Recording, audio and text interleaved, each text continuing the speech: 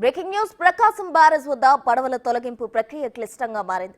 వాళ్ళ water loading plan అమలు చేసి బయటకు తీసుకురావాలని అబ్బుల టీం ప్రయత్నం చేస్తుంది.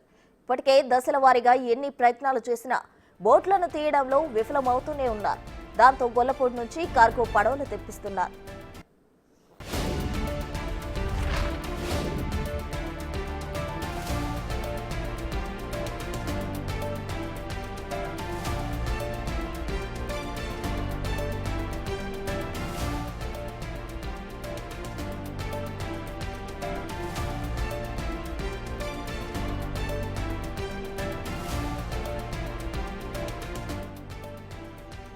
ప్రకాశం బ్యారేజ్ వద్ద పడవల తొలగింపు ప్రక్రియ క్లిష్టంగా మారింది. ఇవాళ వాటర్ లోడింగ్ ప్లాన్ అమలు చేసి బయటకు తీసుకురావాలని అబ్బుల టీం ప్రయత్నం చేస్తుంది.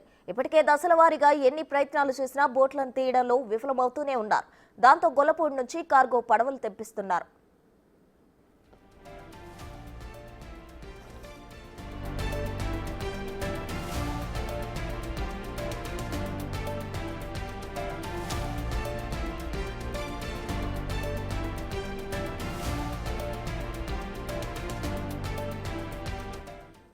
ఇదే అంశానికి సంబంధించి మరిన్ని వివరాలు మా ప్రతినిధి మల్లికార్జున ఫోన్ లైన్ అందించేందుకు సిద్ధంగా ఉన్నారు. మల్లికార్జున, చెప్పండి, ప్రకాశం బ్యారేజ్ వద్ద పడవల తొలగింపు ప్రక్రియ ఎంతవరకు వచ్చింది, ఏ విధంగా సాగుతోంది? పడవల తొలగింపు ప్రక్రియ కూడా నేరుతో 6వ రోజు కూడా చేరుకోవడం జరిగింది. 6 రోజుల నుంచి కూడా ఆ పడవలు ఏవైతే ఉన్నాయో 3 పడవలు ఆ గేట్ల వద్ద ఇరుక్కొని ఉన్న పడవలను కూడా బయటికి తీయాలని ప్రయత్నాలు అయితే కొనసాగుతూ ఉన్నాయి. వివిధ ప్రయత్నాలు అయితే చేస్తున్న పరిస్థితి కనిపిస్తా ఉన్నాయి. ఎక్కడా కూడా ప్రయత్నానికి సంబంధించి బయటకు వస్తున్న దాఖలాలు అయితే సక్సెస్ అవుతున్న దాఖలాలు అయితే కనిపించడం లేదు. 2 రోజుల క్రితం కొంత అయితే పడవను కొంత బయటికి లాగిన పరిస్థితి కనిపించింది. నిన్న మరికొంత బయటికి లాగిన పరిస్థితి, అంటే ఒక 20 మీటర్ల వరకు ఆ బ్యారేజ్ పక్క నుంచి బయటికి రావడం అయితే జరిగింది. కానీ పూర్తి స్థాయిలో దాన్ని బయటికి తీసే ప్రక్రియకైతే అది కోఆపరేట్ అయితే చేసిన పరిస్థితి కూడా కనిపించట్లేదు.